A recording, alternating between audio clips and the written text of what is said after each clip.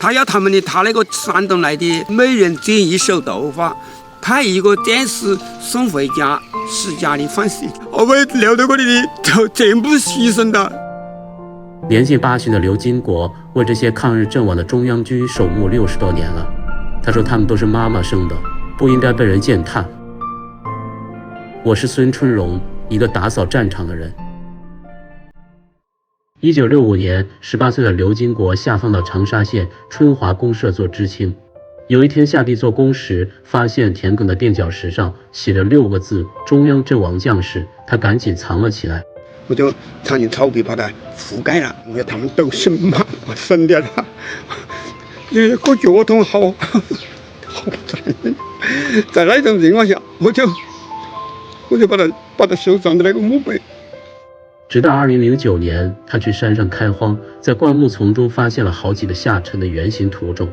问村子里的老人，老人说那里埋的是抗战时牺牲的中央军。他突然想起了那块深埋地底的石碑，赶快去挖出来，于是严丝合缝。被写入碑的孔子吉祥文物，那就是基本上认定这条墓是这个碑。在寻访这段历史的时候，刘金国在一家农户的猪圈里还找到了一块碑：陆军74军58师173团1营1连邱师焕连长。没有这块碑，就没有这个74军了。这个人手上这个2块碑才有证据。以前还不晓得是哪个部队的。这里还有一段故事啊，这个邱连长啊，他要他那个山东来的每人剪一手头发，派一个战士送回家10家的饭食，我们留在这里的就全部牺牲了。刘金国寻找到的邱连长的这块带着部队番号的残碑，让春华山上的悲壮历史重见天日。1941年9月18日，日军第11军集结12万兵力，突破第9战区的湘北新墙河防线，向南推进，强渡汨罗江，直逼长沙城。彼时苏德战争爆发，日本对苏备战，企图早日让中国屈服，摧毁敌抗战意图，与第9战区敌军以沉重打击，史称第2次长沙会战。正在江西驻防的74军接到命令，赶赴长沙，在唠叨河北面的春华山阻击敌人。邱世焕牺牲的这一天，74军先头部队刚刚进入春华山阵地，立即遭到敌人强攻。51师步兵少将指挥官李汉卿率2个团迂回到春华山以北，被增援日军团团包围，1000多人与敌短兵相接，全部战死在阵地上。激战3天3夜后，春华山防线崩溃，74军伤亡近万。唠叨河两岸处处可见成堆的将士遗体。当地政府发动乡民收敛阵亡将士，每埋葬3具尸体就兑换1担稻谷。为了省地方，墓坑要深挖，要落上好多层尸体，甚至有一个小山头，后来被当地人叫做死尸丘。这个牺牲战士很多很多这山里，但是这个中央军在这里春华山是那个血啊流进河，把河水都晕红的。现在我已经找到了将近20封，背后就是此干酱药14站面，这个就是这14站面都是卖的中央军，一栋栋卖的。春华山发现抗战阵亡将士墓地的事情引发媒体关注。那几年，关于抗日正面战场的报道几无禁忌，这段被深埋多年的历史重见天日。当地政府也高度重视，文物部门勘查证实，这是第2次长沙会战的主战场之一。那块中央阵亡将士的碑也被定为文物保护起来。刘金国将自己的家布置成了一个小型的展览馆，墙上贴着标语：纪念抗日英烈，永不忘却日寇侵华史实。特别珍贵的一张地图。对，这个地图是那个侵华的预谋啊，这是见证的啊。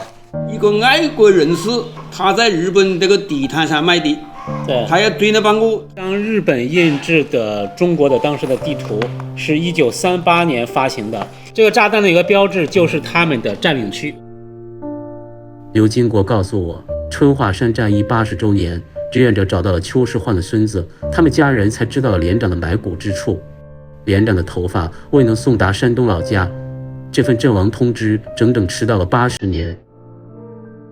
少将李汉卿的后人在2008年给刘金国打来电话，想知道李汉卿的埋葬之处。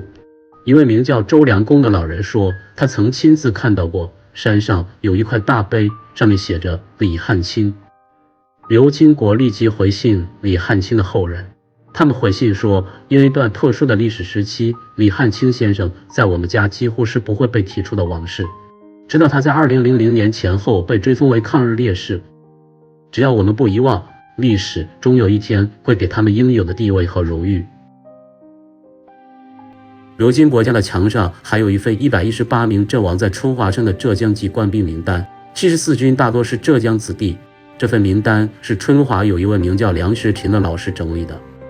2015年，湖南和浙江两地的志愿者携手，帮助部分英烈找到后人，举办了接英灵回家的活动。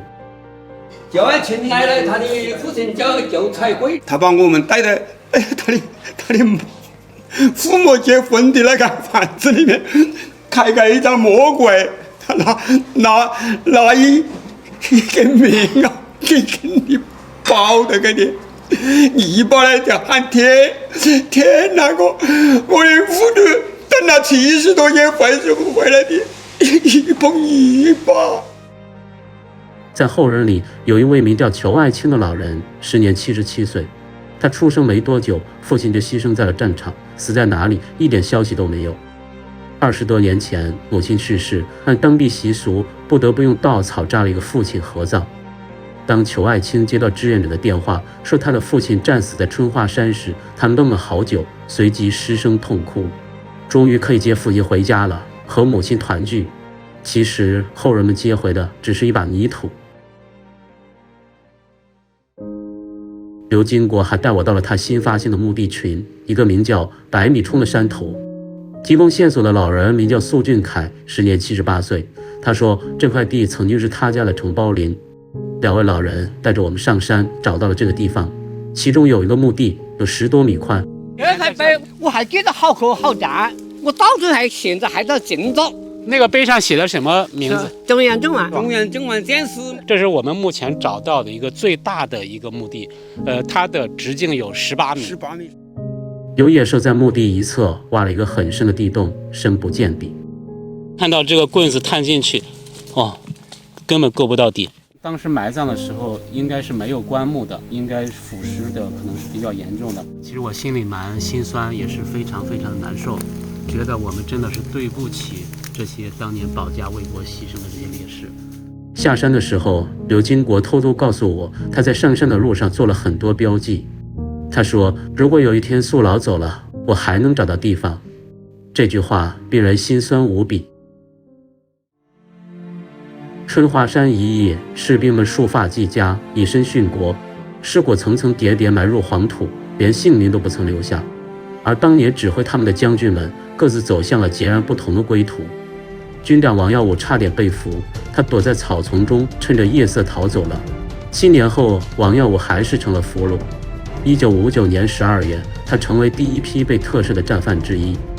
而74师的几个师长也是命运多舛。51师师长李天霞，1949年9月因福建平潭失守，被判擅自撤退有亏职守罪名，判处他有期徒刑12年，从此结束军旅生涯，60岁患病去世。57师师长余承万，1955年8月27日在香港遭遇匪徒抢劫，中枪身亡。58师师长廖灵奇在春华山战役后，因为军长指挥有误，负气出走，回到湖南祁阳老家省亲，被以廉政脱逃的罪名枪毙。而事后调查发现，此乃一起冤案，随即按抗日阵亡将官给予抚恤，在忠烈祠立碑。副师长张灵甫继任58师师长，后来74军整编为74师，张灵甫任师长。1947年5月在孟良崮战役中举枪自杀。而指挥了2次长沙会战的日军第11军司令阿南惟几，于1945年出任陆军大臣，力主本土决战，拒绝向盟军投降。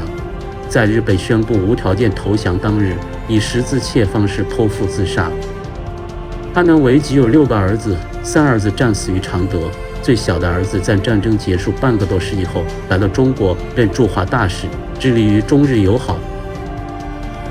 所有的历史都难逃荒芜，但时代的责任是留下真实。